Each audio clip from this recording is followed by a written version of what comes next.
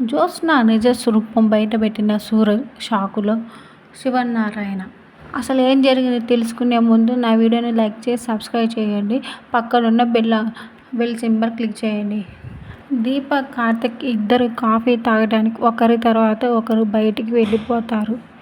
ఈవిడ ఫోకస్ అంతా కాఫీల మీద, టీల మీద ఉంటే బ్రాంచ్ లాభాల్లోకి ఎలా వస్తుంది అంటుంది జ్యోత్స్న. అక్కడ వర్క్ చేసేది హార్డ్ వర్క్ కాదు, స్మార్ట్ వర్క్. కాఫీ తాగుతూ కూడా ఆలోచించవచ్చు అంటాడు సూరజ్. ఆ వంటలకు వెనకేసుకు రావడానికి వీడొకడు అంటూ విరుచుకుంటుంది. వర్క్ చేసుకుంటుంది జ్యోత్స్న. కాసేపటికి జ్యోత్స్న సూరజ్ వైపు చూడగా తననే చూస్తున్నట్టు గమనిస్తుంది. వీడేంటి నా వైపు చూస్తున్నాడు అని మనసులో అనుకుంటుంది.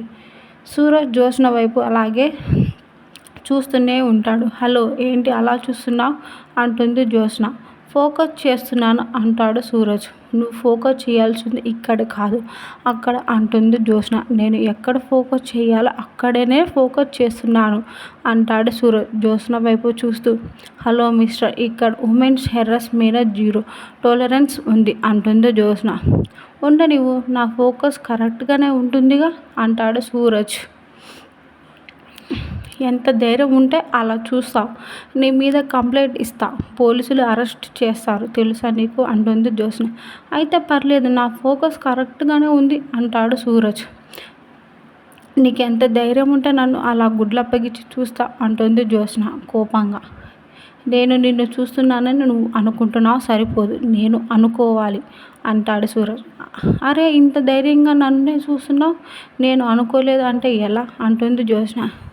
మీరు ఎలాగైనా అనుకోండి, మీరు అనుకున్న దానికే నాకు ఎలాంటి సంబంధం లేదు, కానీ నేను ఇలాగే అనుకుంటాను. నేను అనుకున్న దానికే మీకు సంబంధం ఉండాల్సిన అవసరం లేదు అంటాడు సూరజ్.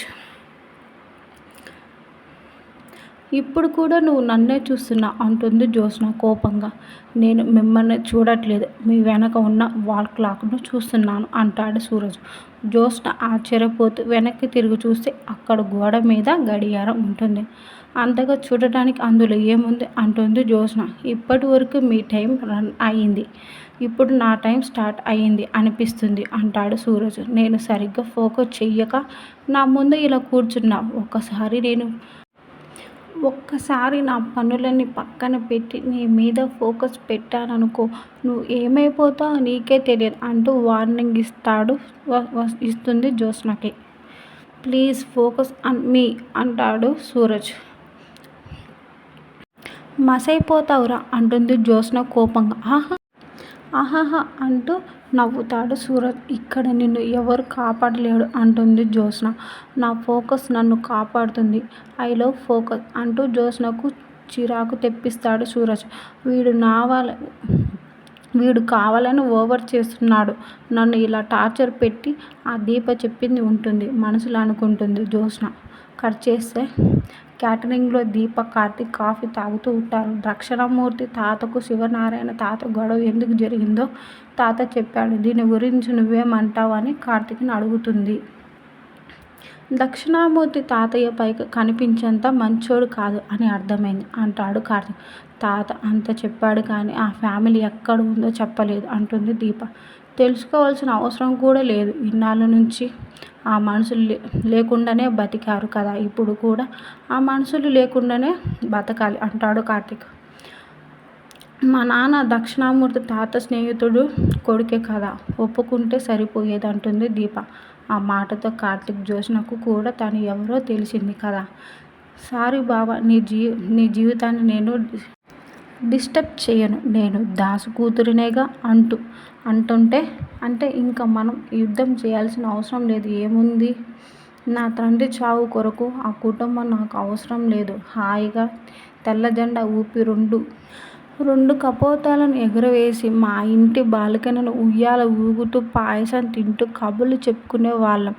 స్వార్థంతో ఆలోచించే వాళ్ళు ఒక్కరు ఉన్నా చాలు, మిగతా వాళ్ళు జీవి తీసి ప్రాణాలు పూర్తి మార్చేయడానికి అంటాడు కార్తిక్. నువ్వు అన్నది కరెక్టే బావా, నా తండ్రి చావు కొరకు ఆ కుటుంబం నా తల్లికే కాదు నాకు అవసరం లేదు అంటుంది దీప.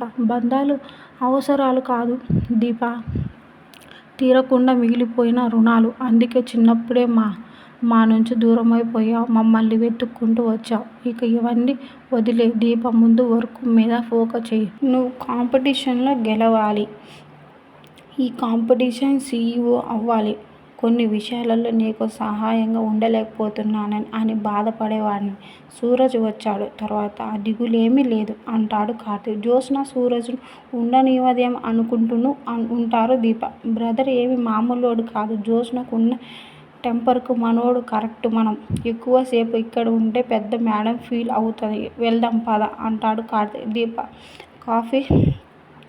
ఆఫీస్లోకి వెళ్ళేసరికి జ్యోత్స్న సూరజ్ ఇద్దరు ఎవరి వర్క్ వాళ్ళు చేసుకుంటారు. మనకు చిన్నవి 2 ఆర్డర్స్ వచ్చాయండి. వాటి వల్ల బ్రాంచ్కు పెద్ద గ్రేట్ లేకపోవచ్చు. కానీ ఎంతో కొంత బెనిఫిట్ ఉంటుంది అంటాడు సూరజ్ దీపతో. చిన్నపాటి ఆలోచన కూడా జీవితాన్ని ఒక మలుపు తిప్పొచ్చు బ్రదర్. చిన్న ఆర్డర్లు కూడా అలాంటివి వదలొద్దు అంటాడు కార్తీక్. నీ ఫోకస్ అంతా అటు ఉన్నట్లు ఉంది అంటుంది జ్యోత్స్న. ఇవి సలహాలు కాదు. ఆటో కొటేషన్స్ అంటాడు కార్తీక్. ఏమిటో ఈ మధ్య అందరూ మేధావులు అయిపోతున్నారు అంటుంది జ్యోత్స్న విసుగ్గా. భలేవారు మేడం మీరు. పర్వతాల్లాంటి మీ విజ్ఞానాన్ని బండాగారం ముందు నా నాలెడ్జ్ ఎంత ఇల్లిపువ్వు లాంటిది అంటాడు కార్తీక్. వెటకారంగా చెప్పింది చాలు. ఫస్ట్ కూర్చో బావా. నాకు కొన్ని డౌట్స్ ఉన్నాయి. క్లారిఫై చెయ్యి అంటూ కార్తీక్ను తన వైపు పిలుస్తుంది జ్యోత్స్న. కాసేపటికి దీపకు ఫోన్ వస్తుంది. చెప్పండి మేనేజర్ గారు అంటూ ఫోన్ లిఫ్ట్ చేసిన దీప అవతల వ్యక్తి చెప్పిన విషయం విని షాక్తో లేచి నిలబడింది. ఎప్పుడు జరిగింది? మీరేం కంగారు పడకండి. నేను ఇప్పుడే బయలుదేరి వస్తున్నాను అంటూ ఫోన్ కట్ చేసింది దీప. సూరజ్ మన బ్రాంచ్లో గొడవ జరుగుతుంది. అర్జెంటుగా వెళ్ళాలి అంటుంది దీప. గొడవ ఏంటి అని అడుగుతాడు కార్తీక్. టైం లేదు బావా. నేను అక్కడికి వెళ్ళాలి. కాల్ చేస్తారు అంటుంది దీప. నేను కూడా మీతో వస్తాను అంటాడు కార్తీక్. నువ్వు అక్కడికి వెళ్ళడానికి వీల్లేదు బావా అంటుంది జ్యోత్స్న. ఆ రెస్టారెంట్ కూడా జ్యోత్స్న రెస్టారెంట్స్లో ఒక భాగమే. అక్కడ ఇష్యూ వచ్చి ప్రాబ్లం క్రియేట్ అయిన సంస్థ మొత్తానికి చెడ్డ పేరు వస్తుంది అంటాడు కార్తీక్. అవును బావా. అక్కడ చాలా పెద్ద గొడవ జరుగుతున్నట్టుంది అంటుంది దీప. దీంతో కార్తీక్, జ్యోత్స్న, సూరజ్, దీప అందరూ కలిసి రెస్టారెంట్ బయలుదేరుతారు. మరోవైపు రెస్టారెంట్లో గొడవ జరుగుతూ ఉంటుంది. కస్టమర్ ఫోన్ పట్టుకొని వీడియో తీస్తూ ఇదంతా సోషల్ మీడియాలో అప్లోడ్ చేస్తాను మేనేజర్ను బెదిరిస్తూ ఉంటాడు. వెంటనే దీప వెళ్ళి ఏం జరిగింది అని అడుగుతుంది. మీరెవరు అని కస్టమర్ అడగ్గా నేను ఇక్కడ ఈ బ్రాంచ్ ఇన్ఛార్జిని అంటుంది దీప. నేను వెజ్ బిర్యానీ ఆర్డర్ చేశాను. బిర్యానీలో ఇది కనిపించింది అంటూ బిర్యానీలో బొద్దింకను తీసి చూపిస్తాడు. ఇష్టం వచ్చినట్టు తిట్టి పడేస్తాడు కస్టమర్. అక్కడ ఉన్న కస్టమర్ అంతా ఆ గొడవ చూస్తూ అంటాడు. మన ఆరోగ్యంతో ఆడుకునే ఈ జ్యోత్స్న రెస్టారెంట్ మూతపడే వరకు ఊరుకునేది లేదు అంటాడు ఆ కస్టమర్. ఏంటి బెదిరిస్తున్నావు అంటుంది జ్యోత్స్న. బెదిరించడం కాదు, మీ నుంచి జనాలకు కాపాడుతున్నాను అంటాడు కస్టమర్. అప్పుడే అక్కడికి వస్తాడు శివనారాయణ. ఏంటి ఇది? చిన్న ప్రాబ్లం వస్తే బిజినెస్ ఆపేసి పంచాయతీ పెడతారా? మేనేజర్ అతన్ని పక్కకు తీసుకొని వెళ్ళి మాట్లాడు. మిగతా కస్టమర్లు ఇబ్బంది కదా అంటాడు శివనారాయణ. హలో సార్, ఇది నా ఒక్కడి సమస్య కాదు, అందరికీ సమస్య. బొద్దింక కనబడింది కాబట్టి దొరికింది. మిగతా వాళ్లకు వడ్డించి బిర్యానీ కర్రీలో ఏమేమి పడ్డాయి మేము చూడకుండా వడ్డించేవారు తీసేసి ఉండొచ్చు కదా. ఇది తేలే వరకు వదిలిపెట్టేది లేదు సార్ అంటాడు కస్టమర్. ఇంకా నయం, ఫుడ్ ఇన్స్పెక్షన్కు కంప్లీట్ చేయలేదు అనలేదు అంటుంది జ్యోత్స్న. ఆహాహా, ఆల్రెడీ చేశాను, ఈ పాటికి వస్తూ ఉంటారు అని కస్టమర్ చెప్పడంతో అందరూ షాక్ అవుతారు. కాసేపటికి ఫుడ్ ఇన్స్పెక్షన్ వస్తాడు. రావడంతో జరిగింది మొత్తం చెప్పి రెస్టారెంట్లను సీల్ చేయమని అంటాడు కస్టమర్. ఆ రెస్టారెంట్లో అన్ని బ్రాంచులలో ఎలాంటి ఫుడ్ ఎలాంటి ఫుడ్ క్వాలిటీ మెయింటైన్ చేస్తావో మీ ముందు ఆఫీసర్ని అడగండి చెబుతాను ఆ ఫుడ్ ఇన్స్పెక్టర్తో అంటాడు శివనారాయణ. మీరు చెప్పింది నిజమే కావచ్చు. ఇక్కడ జరిగింది మొత్తం సోషల్ మీడియాలో అందరూ చూస్తున్నారు అంటాడు ఫుడ్ ఇన్స్పెక్టర్. మనం ఏం చెయ్యలేం పరిస్థితి వచ్చింది. రెస్టారెంట్ క్లోజ్ చేసే పరిస్థితి వచ్చింది అంటాడు కార్తీక్ సూరజ్తో. రెస్టారెంట్ క్లోజ్ చేస్తే మన పరువు ఏం కావాలి బావా అంటుంది జ్యోత్స్న. మేము ఈ రెస్టారెంట్ సీజ్ చేయాల్సి వస్తుంది అంటాడు ఫుడ్ ఇన్స్పెక్టర్. సరే, ఈ రెస్టారెంట్కు సంబంధించిన పూర్తి బాధ్యతలు నావి. అన్ని జాగ్రత్తలు తీసుకుంటున్నారు మీరు. మీ కిచెన్ చూడండి అంటూ మొత్తం రెస్టారెంట్ చూపిస్తుంది దీప. బ్రదర్, వాడి వాలకం ఏదో తేడాగా ఉంది.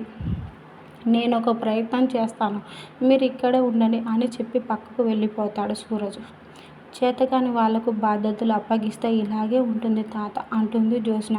తినే బిర్యానీలో బొద్దింకలు వస్తున్నాదని దీప ఏమైనా కలగంటుందా ఏంటి అంటాడు కార్తీక్. నువ్వు కలగంటావో మీ భార్య కలగంటుందో తెలియదు కానీ ఈ రెస్టారెంట్ను చీజ్ చేస్తే నీ తాత తల కొట్టేసినట్టు అంటూ విసుక్కుంటాడు శివనారాయణ.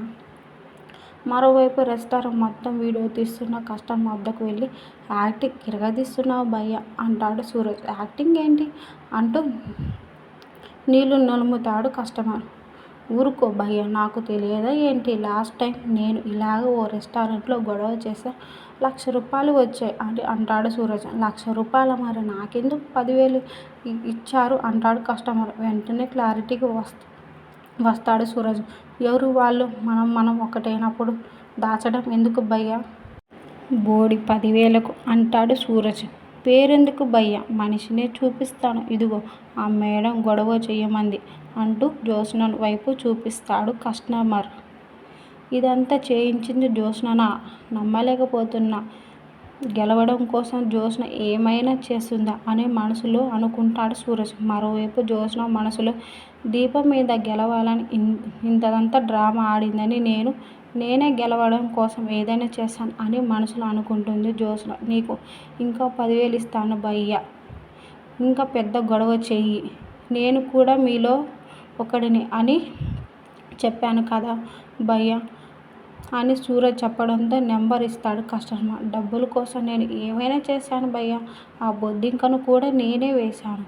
అనవసరమైనదంతా బల్లులు కూడా వేస్తాను. ఇప్పుడు చూడు ఎంత పెద్ద రచ్చ చేశాను అంటూ కస్టమర్ చెబుతుండగా అతనికి తెలియకుండా పూర్తిగా వీడియో తీస్తాడు సూరజ్. లోపలికి వెళ్ళి మళ్ళీ గొడవ స్టార్ట్ చేస్తాను. కస్టమర్. అప్పుడే దీప ఫుడ్ ఇన్స్పెక్టర్ వచ్చి సార్ కిచెన్ అంతా శుభ్రంగా ఉంది అంటాడు. కిచెన్ అంతా శుభ్రంగా ఉంది. ఈ బొద్దింక ఎక్కడి నుంచి వచ్చిందో సార్ అంటాడు కస్టమర్. ఎక్కడి నుంచి వచ్చిందో నేను చెబుతాను అంటాడు సూరజ్. సూరజ్, నువ్వు అనవసరమైన విషయాలలో ఇన్వాల్వ్ కావద్దు. ఇప్పటికీ పోయిన పరువు చాలు. అంతా నువ్వు ఫుడ్ ఇన్స్పెక్టర్తో మాట్లాడి ఉంటావు. జ్యోత్స్న గొడవ మొదలవుతున్న బొద్దింకల వల్ల ఇదెలా వచ్చిందో సూరజ్ చెప్తాడని వినండి అంటాడు కార్తీక్. ఈ ఫుడ్ శాంపిల్స్ కలెక్ట్ చేసి ల్యాబ్కు పంపిస్తాం. రిపోర్ట్స్ వచ్చే వరకు రెస్టారెంట్ సీజ్ చేస్తాం అని అంటాడు ఫుడ్ ఇన్స్పెక్టర్. 1 మినిట్ సార్, మీరు శాంపిల్స్ ల్యాబ్కు పంపించకుండా రిపోర్ట్స్ నేను ఇస్తాను అని కస్టమర్ను లాగిపెట్టి కొడతాడు సూరజ్. దీంతో అందరూ షాక్ అవుతారు. రే, చెప్పారా నీతో ఈ డ్రామాలు ఆడించింది చెప్పు అంటూ కాలర్ పట్టుకుంటాడు సూరజ్. నేను దీపగారి మనిషిని. నువ్వు ఎవరి దగ్గర డబ్బులు తీసుకున్నావో ఈ నాటకం ఆడుతున్నావో బయటకు చెప్పురా అని కస్టమర్ ఉతికేస్తాడు సూరజ్. నేను నాటకాలు ఆడడం ఏంటి? నిజంగానే బిర్యానీలో బొద్దింక పడింది చూడండి అంటూ కస్టమర్. దీంతో అందరి ముందు కస్టమర్ వీడియో చూపిస్తాడు సూరజ్. వీడెక్కడి నుంచి ఇలా దొరికిపోయాడు? వీడియోలో నా పేరు చెప్పలేదు కదా అని మనసులో కంగారు పడుతుంది జ్యోత్స్న. వెంటనే శివనారాయణ కస్టమర్ చెంప పలగొట్టి నన్నే దెబ్బ కొట్టాలని చూస్తావా? చెప్పరా నీతో ఈ పని చేయించింది ఎవరు అంటూ కాలర్ పట్టుకుంటా శివనారాయణ. మరోవైపు సూరజ్ సైగ చేయడంతో కార్తీక్, దీప ఇద్దరు జ్యోత్స్న వైపు చూస్తారు. ఈ మనిషిని ఎన్నిసార్లు చెప్పినా బుద్ధి రాదా అని మనసులోనే అనుకుంటారు కార్తీక్. కస్టమర్ కాలర్ పట్టుకొని కార్తీక్ అడుగుతూనే ఉంటాడు. బావ, తప్పు చేసిన వాడు ఎదురుగా ఉంటే వేరే పేర్లు చెప్పమంటావు ఏంటి అంటూ కార్తీక్ను ఆపుతుంది దీప. సరే జరిగింది అంతా విన్నారు కదా, ఇదంతా కావాలనే కుట్ర పూరితంగా జరిగింది. ఇది అందరికీ తెలిసింది. ఆ వీడియో తీసి సోషల్ మీడియాలో పోస్ట్ చేస్తే జనమే వాడిని చీ కొడతారు. వదిలేయండి సార్ అంటుంది దీప. కస్టమర్ పారిపోతాడు. మొత్తానికి జ్యోత్స్న పేరు బయటికి రాకుండా కాపాడుకుంటుంది దీప. మొత్తానికి బొద్దింక ఇష్యూతో బయటపడుతుంది. మీకు కానీ ఈ వీడియో నచ్చినట్టయితే లైక్ చేసి సబ్స్క్రైబ్ చేయండి. పక్కనున్న బెల్ క్లిక్ చేయండి ప్లీజ్.